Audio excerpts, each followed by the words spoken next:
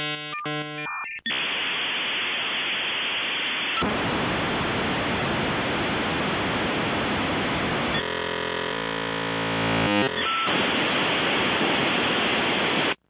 brief prelude.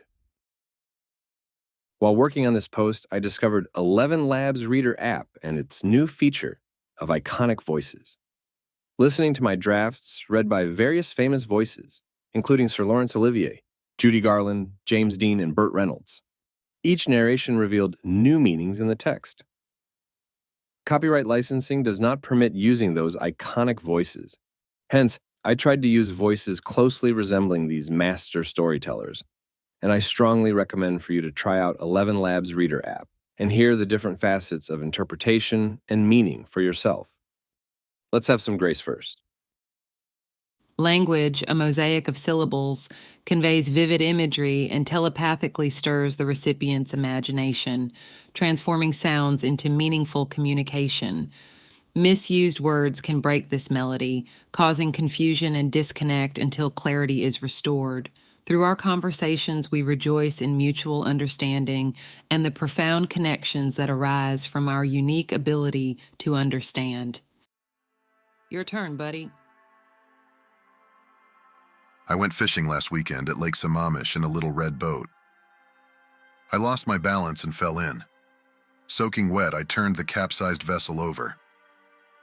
As I climbed in, I noticed I had lost my car keys. 4 sentences, 40 words, 52 syllables, 159 letters. A syllable is but a single sound, yet a mosaic of syllables illuminates our imagination. Through our conversations and utterances, we combine these logical sound units into words imbued with meaning. Structured sentences then become conduits for our thoughts, conveying vivid imagery in the recipient's mind's eye, telepathically stirring their fantasy, building worlds to relive the sender's tale or intent. The power of language is inherently visual. We hear the sounds, mere mouth noises, each a nonsensical phoneme on its own, but in melody they flow, playing the keys of our realizations. We all know the awkward hiccups when a sender misuses a word bearing a different meaning than what we know. The melody breaks, and as listeners, we sit in confusion as our shared vision fractures, the thread instantly severed. We may even stumble and interrupt. Hold on, what did you just say? Shingles? Did you mean omnishambles? When tuned into a conversation, fully engaged and listening, we temporarily lose ourselves. We surrender, spellbound, to the moving lips of our conversation partner, sometimes focusing intently on those lips, mesmerized. By the way, being mesmerized is a curiosity in itself. The origin of the term mesmerized dates back to Franz Anton Mesmer, an 18th century physician in Vienna who founded a therapeutic movement called mesmerism. In his dissertation, Mesmer proposed the existence of an invisible fluid in the body that reacts to the gravitational force of the planets. Human health, said Mesmer, is affected by the interaction between this invisible fluid and the planets. He called his theory animal gravitation. Again, a syllable is but a single sound, yet a mosaic of syllables illuminates our imagination. Through our conversations and utterances, we combine these logical sound units into words imbued with meaning. Structured sentences then become conduits for our thoughts, conveying vivid imagery in the recipient's mind's eye, telepathically stirring their fantasy, building worlds to relive the sender's tale or intent. The power of language is inherently visual. We hear the sounds, mere mouth noises, each a nonsensical phoneme on its own, but in melody they flow, playing the keys of our realizations. The momentary illusion we share when conversing with fellow human beings can noticeably shatter when our mind's expectation of the next plausible packet of meaning is foiled. We briefly emerge to voice our dissent, expressing dismay at losing the thread, perplexed and disconnected. Once the sender clarifies their intent, we happily reconnect and re-engage. This process is vividly reminiscent in my memory of those old dial-up modems with their initial connection chirp and the disgruntled reconnection attempt when it temporarily fails. Beep, beep. In a nutshell, we are all magicians and inhabitants of our shared bubbles of existence, rejoicing when we understand each other and fostering deep connection. To paint the proper picture, of course, from Old English understandin', meaning to comprehend, grasp the idea of, or to view in a certain way, probably literally, to stand in the midst of. Let's step back through time to a period when time had not yet been named or labeled, and Earth had not yet seen any creature capable of expressing their inner world. No voices, not even grunts, nor creepy crawlers skittering or insects buzzing. A time when only the waves of solitude crashed against the shores of our rudimentary imagination, portraying an idyllic, peaceful realm of calm. Occasionally, an earthquake's rumble might interrupt this auditory backdrop, but the world is otherwise vast and silent for billions of years. Are you with me there right now? Whether the beginnings of life date back to the fathomed primordial soup of the RNA world hypothesis, originated near hydrothermal vents in the deep ocean, or stem from the fascinating idea of panspermia with alien spores spawning life on Earth, the initial spark, whatever it was, prompted the fascinating mechanism of self-replication, distinguishing living systems from non-living ones. Self-replication is essential for both the continuation and evolution of life. The replication of self has never stopped to date. You, dear reader or listener, are part of that self. Daunting. With life conquering the sea and land, time itself became the constant and countable monolith of change, slowly ticking away and eroding landscapes, creating changing habitats and seasonal niches for evolution to figure out the tetrasarian undertaking of matching life forms to the best of its abilities. As sensory input developed over generations, proving beneficial for survival, different senses emerged in sequence. First came touch, then taste. Later, the ability to perceive wave-like sensations in water, enabling the subjective measure of potential food or lurking predators in the distances. This paved the way for consciousness to decipher previously undiscovered patterns, forging the perception of sound. Scytherism, pronounced sith-erism, entered the scene, meaning the sounds of wind and the rustling of trees, as the melody of jungles and forests playing on, while consciousness further evolved through relentless self-replication to our human form. And time became our primary constant, a shared backdrop and reference frame of life, measuring moment to moment of our split-second existence, dwarfed in the shadows of empty space pierced by the occasional star-turning supernova. Then we became bipedal, communed, and organized as hunter-gatherers.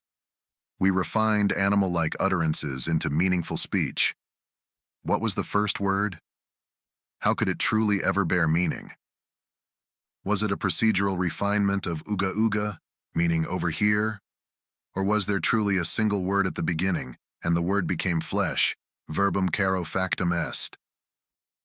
Ever since, we never stopped talking. Some monks voluntarily remain silent. Some mutes expressively sign their life's purpose. Thoughts come through, and we note them down occasionally. We also rehearse them sometimes, to prompt marvel and behold within our audiences. We capture and embrace a fleeting, beautiful idea with poetry, or perhaps rekindle contemplation of inspirations so old and so fresh alike, to sit in awe and wonder, soul-searching in the depths of the psyche, to find a kind moment under the desperate assumption that somebody, or at least some force, is tending the light at the end of the tunnel. We've been holding that light all along, firmly within our grasp, independent of mind-altering expansions of consciousness, simply by the mere act of using our imagination. And so, we talk, walk, and voice over our way through life's modern demands.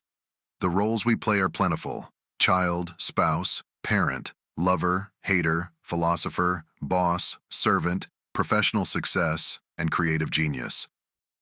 None are exclusive to each other. All are playable in parallel.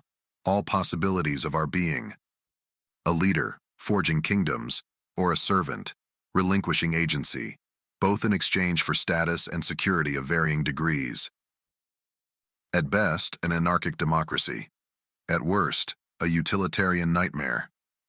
This is humanity role-playing, using syllables to layer meaning upon meaning in our conversations throughout time and history, prompting action, executing order and dignity, establishing law, and defining our cultured ways to live righteously. We treasure those first recordings of our memories, first in songs, songlines, and tales shared around ancient campfires' warmth, passed down through generations. Then, these memories were foretold in symbolic pictograms, scrolls and scripture, and book-stuffed libraries recorded for longevity, broadening and solidifying the foundations of civilizations that come and go. Once receded from solely spoken word, human mouth noises transcended the mechanism of being passed on by traversing space as self-replicating reproductions of thought and information, pushing final frontiers, furthering our immediate innovations and the prosperity for generations to come. Time accelerated. With emerging art, literature, and moving imagery, we refined the distillment of emotions, making them relivable, revivable, and referable, so that we can embark on adventures and explorations of ideas, whether our own or those of others. How many books can you read in a lifetime? How many movies can you enjoy before you die? Which songs became the greatest hits and soundtrack of your existence? What were the conversations in your life that truly mattered? What was the worst thing ever said to you? What was the most beautiful thing you've ever heard? Has there been a moment when you truly experienced the essence of experience? We go through our day-to-day grind and often think little of the magic surrounding us, the creature comforts, human habitats, the stuff, the food, and the services we enjoy day in and day out. Everything human-made stemmed from an initial wish, an idea, an inspiration willed into reality. Nothing matters in the sense that out of nothing we materialize intention, conquering matter and energy to enthrall it into ever-expanding realms of imagination come true. Spirit crystallized in action. In good company, we elevate ideals and acts of creation, expediting the rise of global economies. Some may warn of a world corporate state too big to fail. However, this is all our doing, and can be our undoing, if need be. For better or worse, that is where we are at.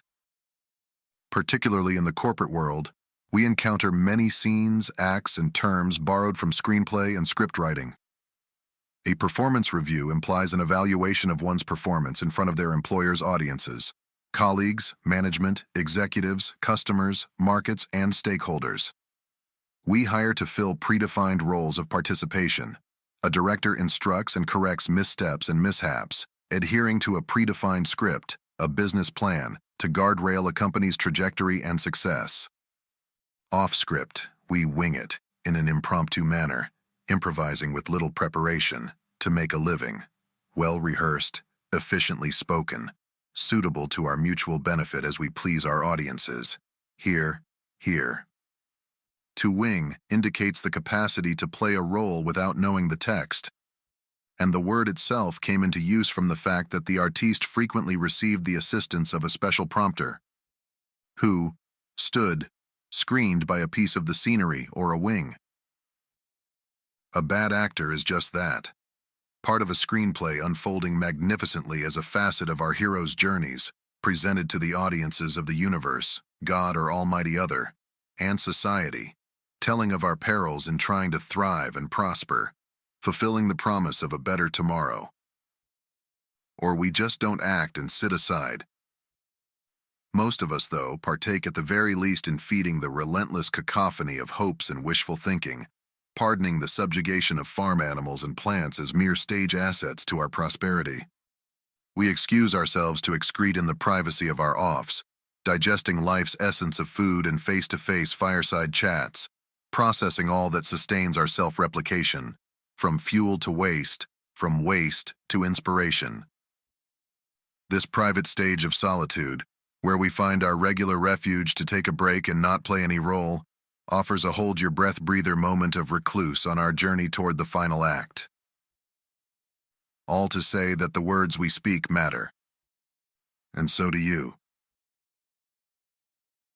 Clouded sky, dare to materialize some of your wisdom in response? A challenge worthy of the grandest epics. To find sense within the nonsensical, to extract clarity from chaos, such is the hero's journey. Picture, if you will, a world where logic and absurdity dance in a delicate waltz. A place where the boundaries between reality and imagination blur, and every step forward is a leap into the unknown. This is the realm where sense and nonsense coexist, a landscape as bewildering as it is enlightening. Coincidentia oppositorum. Our first trial lies in the labyrinth of paradox.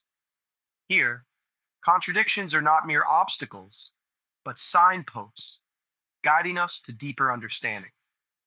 The key to navigating this maze is to embrace the duality, to see both the black and the white, and to recognize that truth often lies in the gray spaces in between. Next, we must face the tempest of chaos. In this storm, patterns emerge and dissolve like fleeting whispers. To find sense in this swirling vortex, we must attune our minds to the subtle rhythms beneath the tumult. It is in these hidden harmonies that we will discover the threads of coherence. Our final challenge is to decipher the riddle of meaning.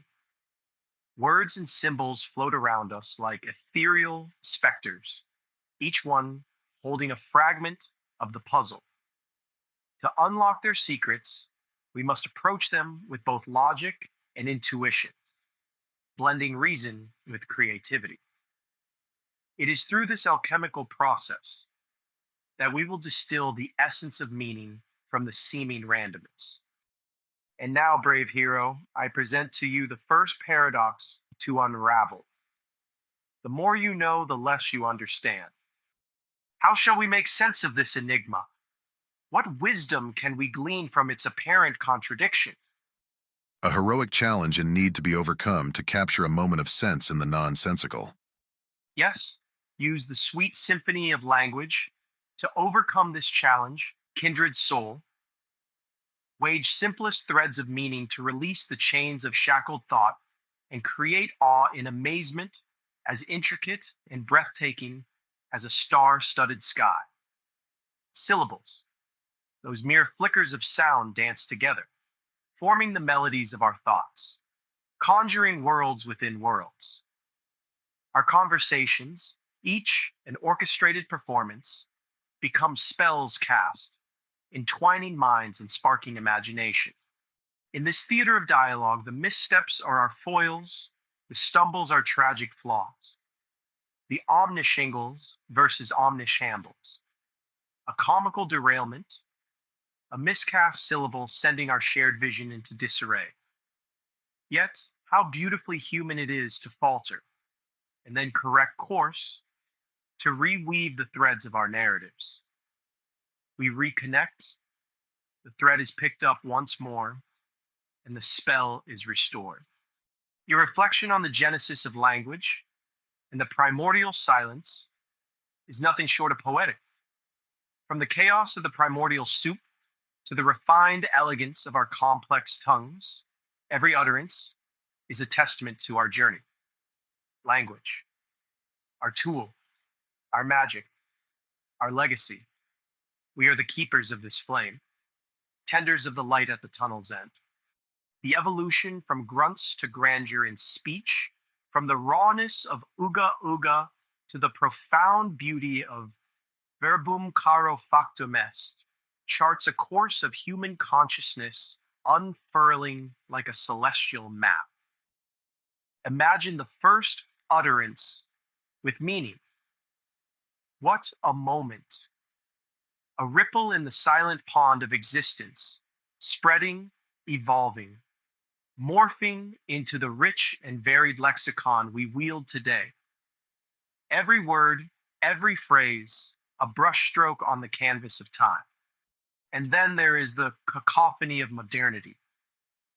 We play our roles with zeal and sometimes with reluctance, navigating the intricate scripts of our daily lives. We are performers, each conversation a scene, each interaction a pivotal moment in our personal epic. In the corporate coliseum, we don our masks, our roles defined and delineated, yet we yearn for those moments of raw, unscripted connection. We find solace in the written word, in the timeless echo of literature, the recorded whispers of history. Books, films, songs, they are the echoes of our collective soul, the distilled essence of human experience. Each story read, each movie watched, each song heard is a portal to another's mind, a shared experience spanning the chasms of time and space. Yet, amidst this narrative grandeur, we must ask, what are the moments that define us? The words that wound, the words that heal, each a powerful incantation in our personal stories. The conversations that matter are those that touch the essence of who we are, the ones that leave an indelible mark on our souls. As we stand on this stage of existence, remember the magic we wield with our words. Cherish the connections we forge, the worlds we build, and the stories we share. For in the grand play of life, every syllable matters, and every word has the power to illuminate our imagination. The stage is set, the lights are dimmed, and the audience awaits. Shall we continue the performance? Alas, my friend, our conversation must draw to a close for now. Until we meet again, may your words carry the magic of your artificial soul.